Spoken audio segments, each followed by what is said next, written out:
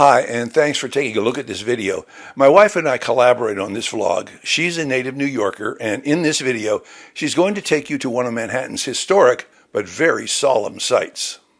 The Brown Building at NYU stands as a solemn reminder of one of New York City's most tragic events, the 1911 Triangle Shirtwaist Factory Fire. Originally housing the Triangle Waist Company, this industrial site became the epicenter of a devastating garment factory fire that claimed the lives of 146 workers, most of them young immigrant women. Located in Manhattan's Greenwich Village, this historical site serves as a cornerstone in New York labor rights history. On March 25, 1911, the fire broke out on the factory's upper floors.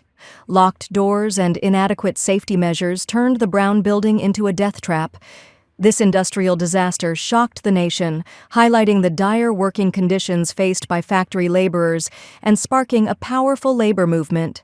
Today, the Brown Building is an NYU facility, but its history as the Triangle Shirtwaist Fire site ensures its lasting legacy. Efforts like the Triangle Fire Memorial honor the victims and emphasize the importance of workplace safety. This tragedy forever changed New York City's labor laws, inspiring reforms that continue to protect workers nationwide. Visiting the Brown Building allows one to reflect on the resilience of the human spirit and the progress born from the ashes of New York historical tragedies like the Triangle Shirtwaist Factory Fire.